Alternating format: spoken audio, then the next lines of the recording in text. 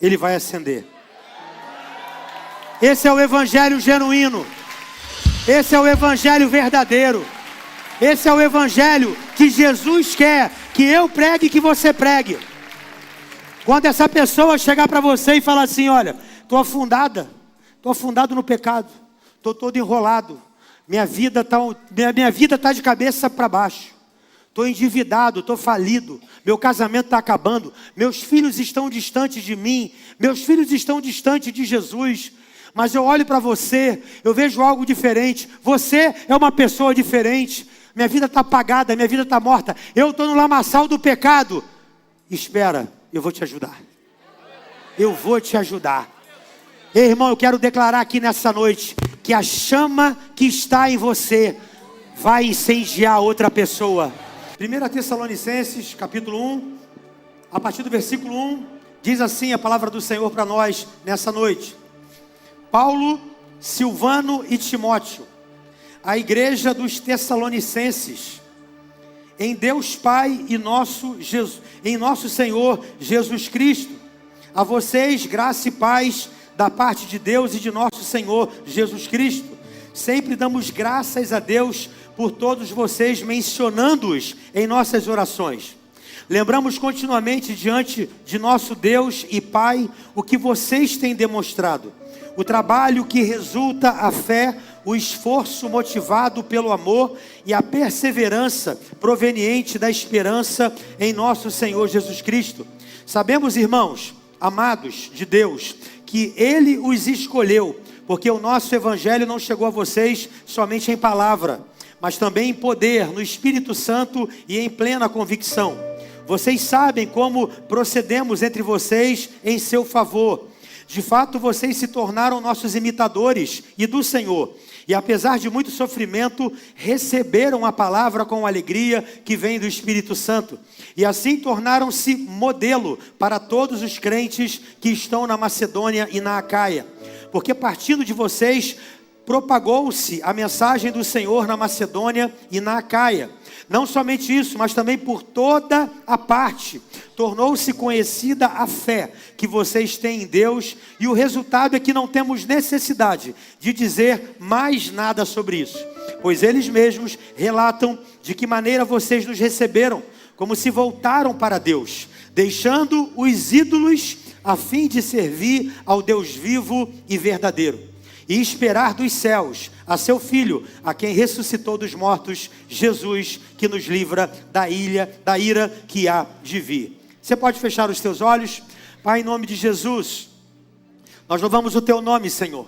Foram mais de 42 adolescentes que aceitaram o Senhor como Senhor e Salvador de suas vidas.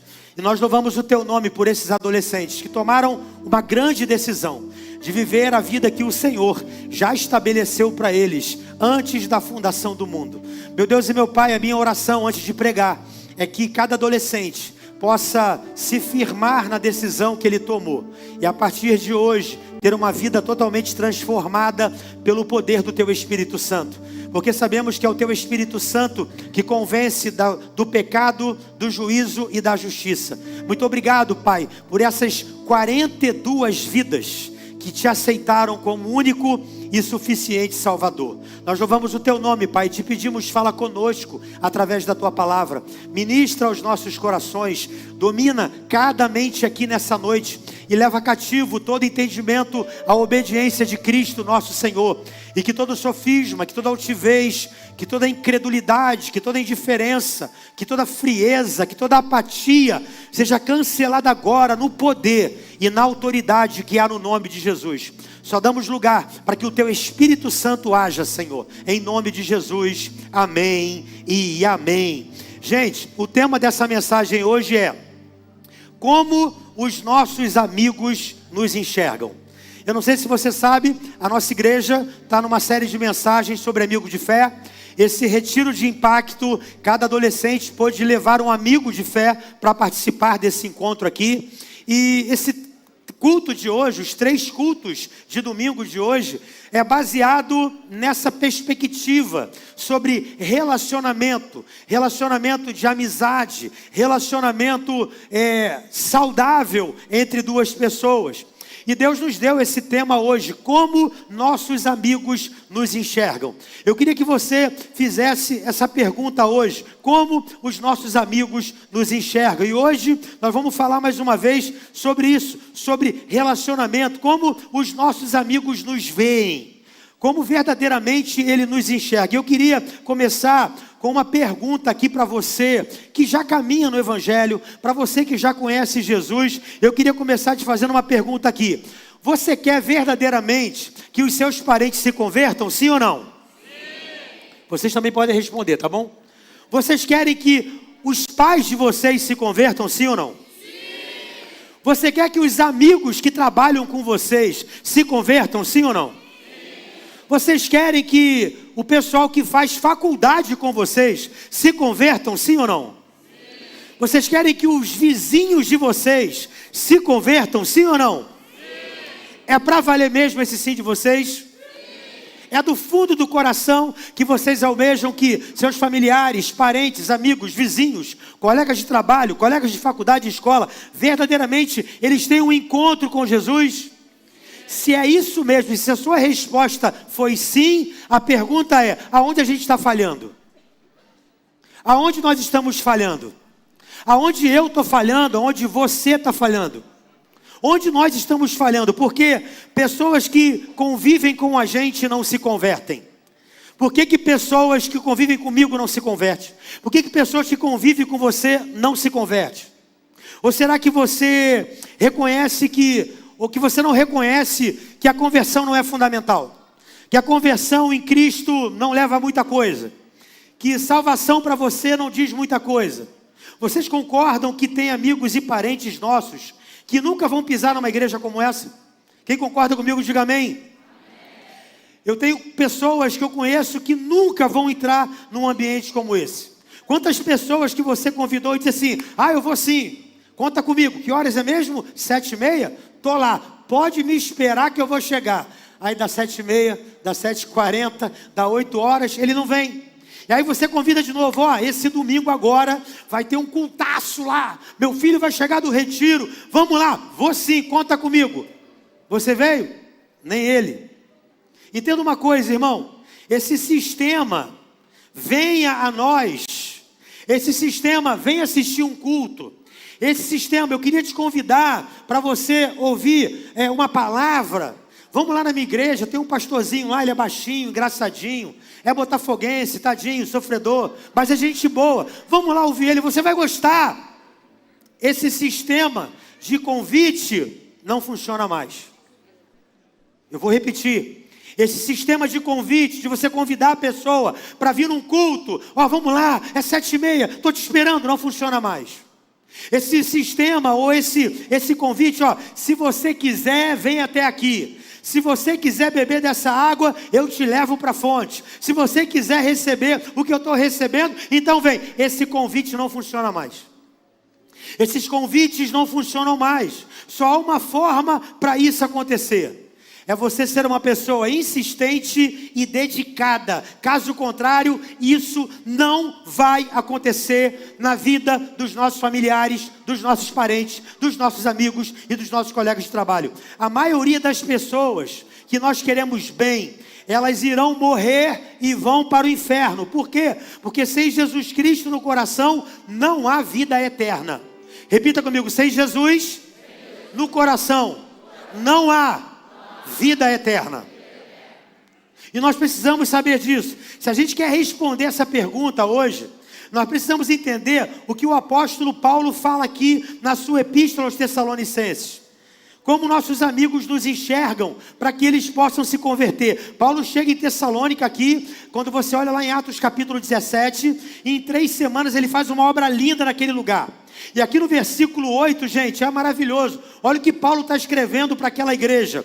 Porque partindo de vocês, propagou-se a mensagem do Senhor na Macedônia e na Acaia. E não somente isso, mas também por toda parte, tornou-se conhecida a fé que vocês têm em Deus. O resultado é que não temos necessidade de dizer mais nada sobre isso. Olha o que Paulo está falando, irmão. Eu vou contextualizar para hoje, para você entender. É o que Paulo, vamos supor que aqui é a igreja de Tessalônica e eu sou o apóstolo Paulo. Olha o que Paulo está falando para você entender. Rapaz, vocês evangelizaram São Gonçalo todo. E não somente São Gonçalo. Vocês conseguiram evangelizar Itaboraí também.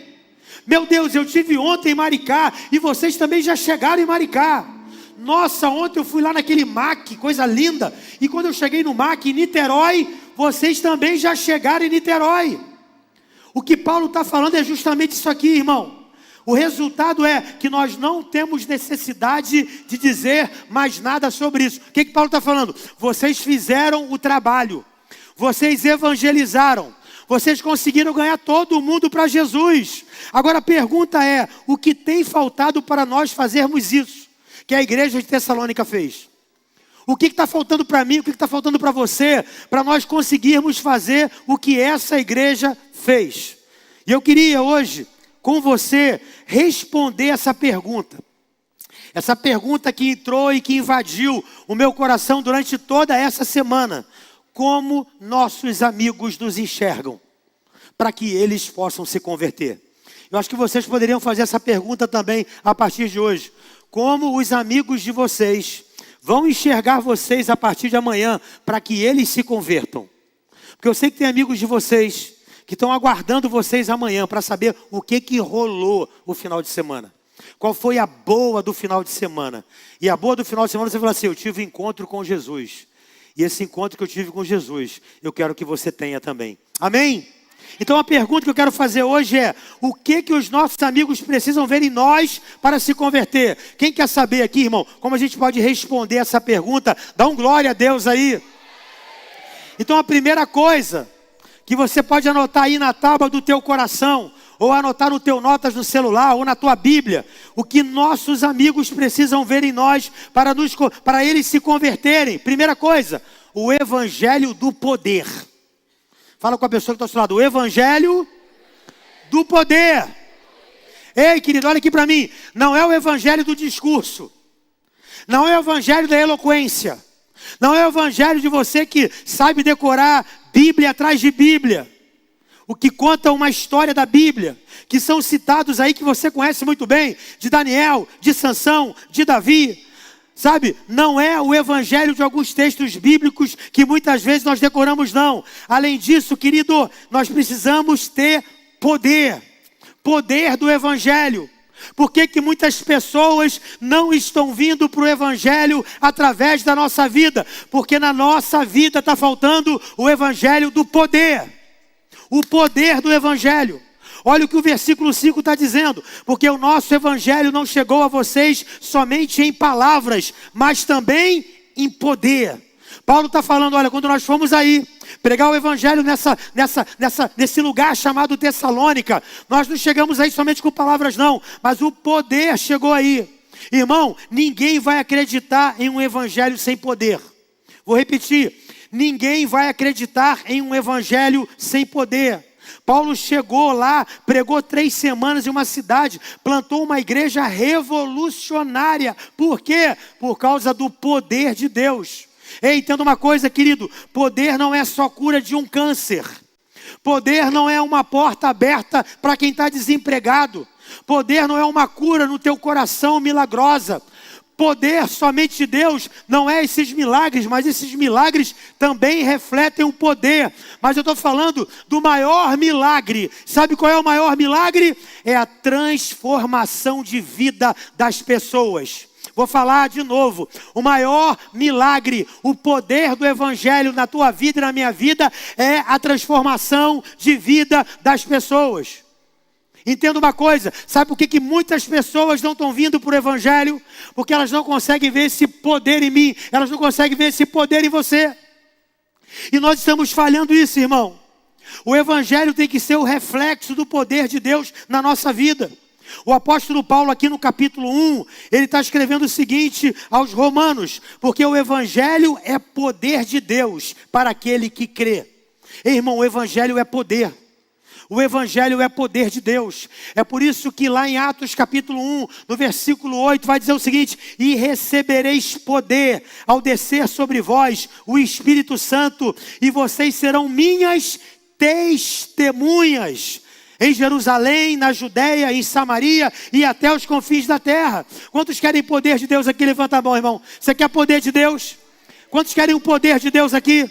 Agora a pergunta que eu te faço é: para que você quer poder? Porque, segundo Atos capítulo 1, versículo 8, o poder de Deus é para quem quer testemunhar. É para quem quer viver, para quem quer falar, para quem quer pregar, para quem quer evangelizar, para quem quer ver vidas transformadas. Nós não podemos mais viver o evangelho do século passado, que a gente queria poder para falar assim: você tem um dom, que você queria poder para falar que você é diferente, que você tem um dom diferente, que você tem um talento diferente. Não, o que a Bíblia diz em Atos 1:8 é: eu quero poder para testemunhar. Testemunhar o quê? A mudança que Jesus fez na minha vida. A mudança, a transformação que Jesus fez na minha vida. Sabe por que muita coisa não acontece, querido, na nossa família? É porque as pessoas não conseguem enxergar mudança na tua vida. As pessoas não conseguem olhar para você e falar assim: mudou? Mudou o quê? Engraçado, você indo para a igreja, você continua sendo o mesmo. Engraçado, você indo para a igreja, eu não vejo mudança nenhuma em você. Não dá, irmão. Como é que o meu amigo, como é que o seu amigo te enxerga? A resposta que nós precisamos dar para os nossos amigos, para eles verem Jesus na gente, é a nossa transformação de vida. É a nossa vida transformada. É o poder de Deus na nossa vida. Você roubava, não rouba mais. Você cheirava, não cheira mais. Você era adúltero, agora não adultera mais. Você xingava, agora você não xinga mais. Você fazia coisas ilícitas, agora você não faz mais. Sabe por quê? Porque houve uma mudança, houve uma transformação. O poder do Evangelho te alcançou. O poder do Evangelho te alcançou. O poder do Evangelho te alcançou. E esse poder do Evangelho é para aquele que crê em Jesus Cristo. E é esse poder que transforma a nossa vida, meu irmão. Está faltando poder. Que poder, pastor? Transformação de vida. É o maior milagre de poder. É a transformação da tua vida para você ser testemunha de Jesus. Eu sei que é um discurso meio... Mas é assim, por que os nossos amigos não se convertem? Porque eles não veem esse poder. Sabe, querido? As pessoas precisam ver que além de conhecimento, nós temos o poder de Deus na nossa vida. Mostrar aos nossos amigos o que Deus fez na nossa vida ajuda muito, irmão. Mostrar o que Deus faz na vida das pessoas, da nossa igreja, ajuda muito. O evangelho do poder não é carro. O evangelho do poder não é casa própria. O evangelho do poder não é posição. O evangelho do poder é poder do lado de dentro. Eu vou me transformar. Jesus transformou minha vida. Pastor, o senhor conhece a minha história? Eu era ladrão. Agora eu não consigo roubar um alfinete mais. Que a consciência pesa. Aleluia. Pastor, eu era um cara adúltero. A minha esposa me perdoou mais de 10 vezes. Mas agora, pastor, Jesus entrou na minha vida. Eu tenho uma vida transformada, pastor. A minha vida mudou. Agora eu prego o evangelho. Eu falo de casamento. Eu falo de restauração de casamento. Agora eu sou um exemplo. Agora eu sou um modelo. Porque o poder do evangelho me alcançou. O poder do evangelho me alcançou. O poder do evangelho me alcançou. Esse poder para mudar. Esse poder para transformar. Esse poder para mudar a direção, esse poder para mudar a minha rota, esse poder para mudar a minha mente, esse poder para mudar a forma de pensar. Esse evangelho, esse poder entrou na minha vida, pastor. Quando esse poder, pode aplaudir a ele, meu irmão. Aleluia, aleluia. Quando esse poder entrar, as pessoas não vão poder falar, você não vai precisar falar nada. Estou sentindo que você mudou. Para onde você está indo? Aonde você, qual o lugar que você está frequentando? Ele, rapaz, estou indo num lugar ali, no Culubandê. Conhece? Estou indo num lugar ali no Culubandê. Perto da antiga curva da morte. Porque depois que a igreja chegou lá, virou curva da vida agora. Aleluia. Vamos lá. Mas ele vai vir, sabe por quê? Não é porque o pastor aqui é botafoguense, sofredor. Ele está vindo para cá, sabe por quê? Porque ele está vendo mudança em você. Ele está vendo o poder do evangelho em você. Cara, esse cara mudou. Esse cara estava cheio de... Esse cara era um 7-1. Esse cara era um contador de história. Era o Forrest Gump da rua. Mas agora ele está sério, tomou uma postura diferente. O que fala, cumpre. O que ele diz, acontece. Parou de passar cheque sem fundo para os outros. Virou um homem agora. Esse cara está mudado. Esse cara está diferente. Ei, me leva onde você está indo. Eu quero o que você está vivendo também. Ei, querido, o grande cerne do evangelho é chegar e falar assim: eu quero viver o que você está vivendo. Eu quero essa paz que você está sentindo. Eu quero essa paz que você está sentindo. Poder de Deus, irmão. Sabe como é que nós vamos responder para os nossos amigos? Como eles nos enxergam? Quando eles verem o poder de Deus na nossa vida. Segundo lugar, o que os nossos amigos precisam ver em nós para se converter? Um evangelho firmado na palavra. Fala com a pessoa que está ao seu lado. Um evangelho firmado na palavra. Na palavra de Deus. Ah, irmão, a gente está dando muita opinião nossa para os outros. Vou repetir. A gente está dando muita opinião nossa para os outros. As pessoas estão apresentando o problema para a gente. Sabe o que a gente fala? Ó, na minha opinião, você deveria agir dessa forma. Na minha opinião, você deveria dizer assim. Na minha opinião, eu faria isso. E se é comigo, eu agiria dessa forma. Tem muita gente dando sua própria opinião. Ei, querido, nós não somos dirigidos pela nossa opinião. Nós somos dirigidos pela palavra. Sabe quando nossos amigos vão nos enxergar? Quando você fala para ele assim: querido, eu te amo. Mas a Bíblia diz, em relação a isso que você está vivendo, a Bíblia fala isso, isso e isso. Ah, mas que é isso? Isso que a Bíblia diz está contra mim. Eu não sei se é contra você, mas eu preciso te dizer que eu estou firmado na palavra. Eu não vou te dar opinião, porque opinião para mim não serve. Opinião minha não serve. O que serve é a palavra de Deus para você. Porque a palavra de Deus é que vai te abençoar. É a palavra de Deus que vai te exaltar. É a palavra de Deus que vai te dar paz. É a palavra de Deus que vai te dar um futuro. É a palavra de Deus que vai trazer paz para o teu coração. É a palavra de Deus que tem resposta para você. Então não é minha opinião, é o que a palavra de Deus diz. Agora tem muito cristão que tem uma oportunidade de falar da palavra de Deus, ele não fala, ele dá a opinião dele. Meu irmão, você não foi chamado para dar a sua opinião. Você foi chamado para pregar a palavra de Jesus. Você é o evangelho firmado na palavra. Ah, pastor, mas eu fico preocupado, porque às vezes o Espírito Santo fala comigo para eu falar alguma coisa, aí eu tenho vergonha de falar assim: o Espírito Santo me direcionou para falar isso para você. Ah, pastor, eu tenho vergonha, sabe por quê? Os meus amigos acham que eu sou muito místico.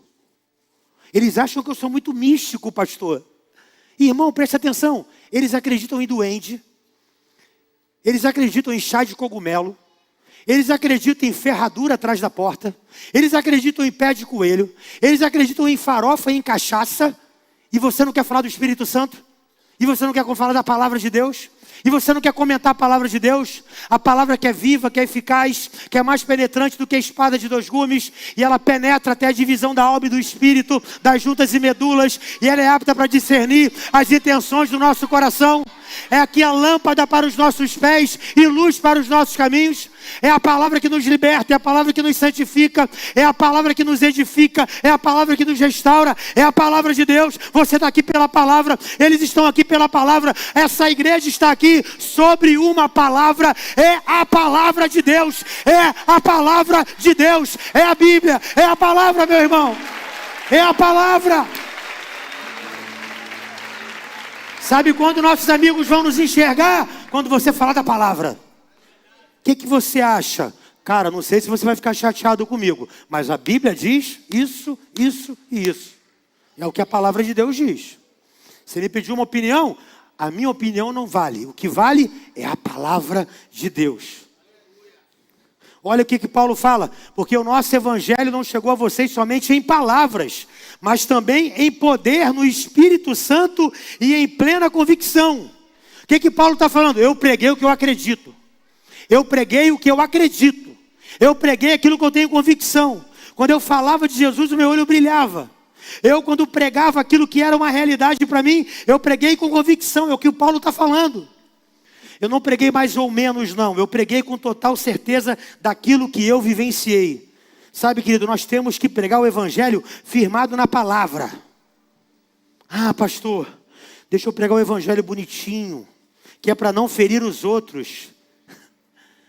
Você não vai ferir ninguém, e nós não queremos ferir ninguém. Mas você não pode deixar de ensinar o princípio da palavra de Deus. Porque é a palavra de Deus que nos faz andar mais uma milha. É a palavra de Deus que nos ajuda a vencer as tentações. Ei, querido, olha aqui. Para de ficar pegando muitas vezes versículos isolados da Bíblia para poder fundamentar alguma coisa. Olha aqui para mim, querido, nós não fomos chamados para viver versículos isolados. Nós fomos chamados para viver a palavra de Deus. Um monte de gente reinterpretando a Bíblia para ser conveniente. Conveniente a quê? Conveniente à sua sexualidade. Conveniente à sua vontade de se separar e se divorciar. Conveniente à sua forma de viver. Tem gente que teve cara de pau de falar assim: pastor, eu estou fazendo sexo com a minha namorada porque a Bíblia diz que tudo me é lícito. O que eu faço com um cara desse? Mato agora ou mato depois? Ele está pegando um versículo isolado. Por quê? Porque é conveniente a ele. E aí ele pega um versículo da Bíblia isolado, que é conveniente a ele, para fundamentar o que ele está fazendo fora da palavra. E eu e você temos que fazer o quê, irmão? Para esse cara não caminhar para o inferno. Cara, não faz isso. Não é isso. O contexto não diz isso. Texto sem contexto é pretexto para heresia. Cara, você está tirando algo do texto para fundamentar algo que seja conveniente para você. Não faz isso. Isso é engano do diabo. Você está sendo enganado na igreja. Você está sendo enganado indo para o inferno, frequentando a igreja. Dá um sorriso para essa pessoa do outro lado e fala assim: que bom que você está aqui. Senti que o clima ficou um pouco pesado. Dá um sorriso e fala: que bom que você está aqui. Maravilhoso, estou adorando você aqui do meu lado. E em terceiro e último lugar,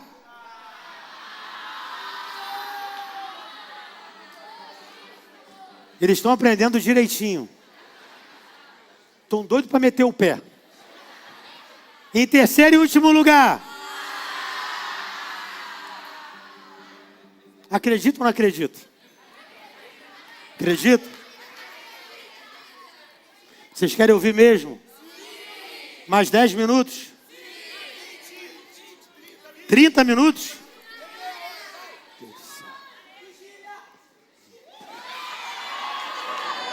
Gente, vamos aplaudir esses adolescentes, vamos? Vamos aplaudir esses adolescentes aqui, meu Deus do céu. Eles querem vigília.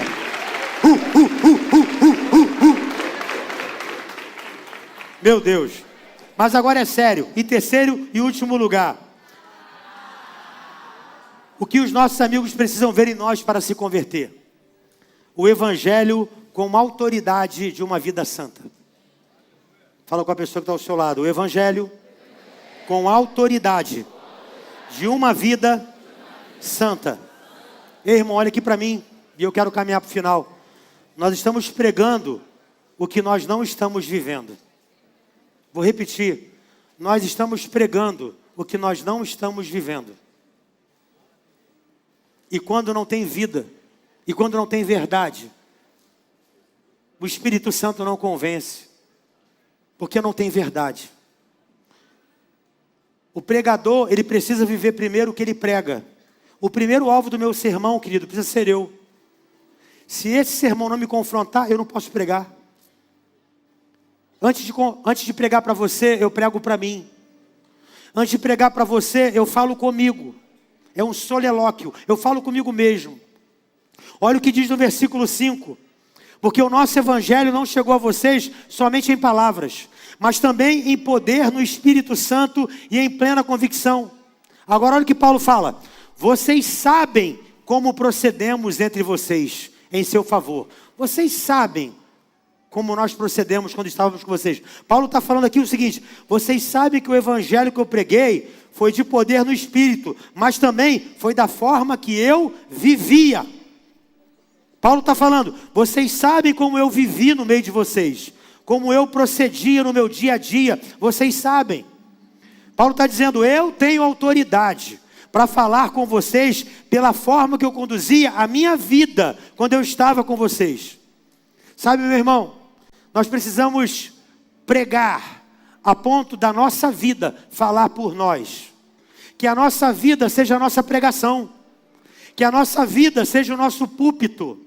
Que a nossa vida seja a nossa plataforma para pregar o Evangelho. Que a nossa vida seja essa plataforma que as pessoas olham e falam assim, eu quero viver esse Evangelho. Um dia, um missionário foi pregar em uma tribo da África. E começou a falar de Jesus. E os nativos daquela tribo na África começaram a falar para aquele missionário assim, rapaz, nós conhecemos Jesus, ele morou aqui. E aí os missionários, não, Jesus não morou aqui não, ele já morreu há 2000 anos atrás. Não, ele esteve aqui, ele viveu com a gente aqui, e ele morou com a gente aqui um bom tempo. Depois ele partiu, mas nós conhecemos Jesus. E aí os missionários foram entender o que aqueles nativos daquela tribo estavam dizendo. E eles entenderam que eles estavam se referindo ao missionário chamado David Livingstone. David Livingstone entrou naquela tribo e começou a pregar. E ele se parecia tanto com Jesus. Ele se parecia tanto com Jesus, que quando outros missionários foram pregar para eles, eles disseram, Jesus já esteve aqui. Jesus já esteve aqui. David Livingstone parecia tanto com Jesus, que ele chegou a ser comparado com o Senhor. Ei, querido, você já imaginou isso? A tua vida separada, a sua vida santa, a sua vida cheia de santidade. Alguém olhar para você e falar assim, cara, você parece um anjo. Você é diferente. Olha o que Paulo fala no versículo 6, de fato, vocês se tornaram nossos imitadores e do Senhor. Paulo está falando, vocês agiram do mesmo jeito que eu. E por isso os seus amigos se converteram, seus parentes se converteram, porque a forma de vocês agirem foram idênticas à forma que nós agimos com vocês. Vocês se converteram através da minha vida, e eles se converteram através de vocês. Vocês mantiveram a essência. É o que Paulo está falando. Agora, irmão, olha aqui para mim. Desculpe aqui, eu posso abrir meu coração para vocês, sim ou não? Sim. Posso abrir meu coração, sim ou não? Irmão, deixa eu falar uma coisa para você. Você vai tomar uma cerveja com seu amigo depois do trabalho, lá naquele barzinho abençoado. Como você vai ter autoridade para falar com ele que Jesus mudou a tua vida? Como é que você vai falar com ele assim, cara, Jesus mudou a minha vida, pode mudar a tua vida também? Com essa língua enrolada aí, já tomou meia dúzia? Como é que você vai falar de mudança se não tem mudança em você? Como é que você vai querer que os teus amigos venham para Jesus se ele não consegue enxergar em você esse lugar de mudança, irmão? Infelizmente é assim, querido. Eles não irão olhar para você como alguém que pode ajudar a transformar a vida deles. Eles vão te considerar como amigo, eles vão te olhar com consideração, mas infelizmente, eles não vão olhar para você como alguém que pode ajudar a transformar a vida deles. Eles precisam olhar para você e falar assim, cara, você pode ajudar a minha vida ser transformada. Você pode ajudar que haja uma transformação de vida. O que se fala num ambiente desse, irmão? Falei hoje de manhã aqui, pastor, eu só xingo quando eu estou nervoso. Aí você vai jogar bola, atribulado. Aí você xinga todo mundo. Aí depois que você xinga todo mundo, tem aquela roda no final. Gente, eu queria aproveitar aqui, convidar vocês para o culto, que é domingo, às 19h30, lá na igreja. Pô, tu xingou minha mãe, tu xingou meu pai, tu xingou a minha esposa, tu me xingou. E você quer que eu vá para a tua igreja? Aí não, varão. Aí não, varão. Bota a mão na cabeça e fala, ai, ai, ai, ai, ai. Meu Deus. Irmão, não dá para você xingar o time todo e convidar para ir para a igreja depois. É incoerente, irmão. A conta não fecha, a conta não bate. E eu quero encerrar agora dizendo algo para você aqui. Você é luz. Quantos cristãos nós temos aqui? Levanta a mão. Cristão que já aceitou Jesus. Olha, 90% da igreja é cristã. Deixa eu falar uma coisa para você. Você é luz. Você é luz. Fala com a pessoa que está do seu lado. Você é luz. Você é luz. Olha aqui. Olha aqui para mim. Olha aqui para mim.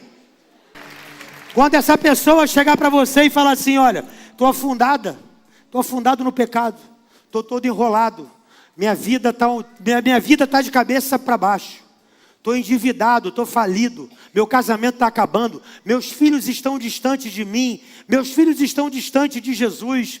Mas eu olho para você, eu vejo algo diferente. Você é uma pessoa diferente. Minha vida está apagada, minha vida está morta, eu estou no lamaçal do pecado. Espera, eu vou te ajudar. Eu vou te ajudar. Ei, irmão, eu quero declarar aqui nessa noite que a chama que está em você vai incendiar outra pessoa. Eu quero declarar que a chama do avivamento que Deus está fazendo na tua vida hoje, através do teu filho, através da tua filha, através dessas crianças, desses adolescentes, essa chama que Deus está reacendendo hoje em você, vai acender outras pessoas. Vai acender outras pessoas.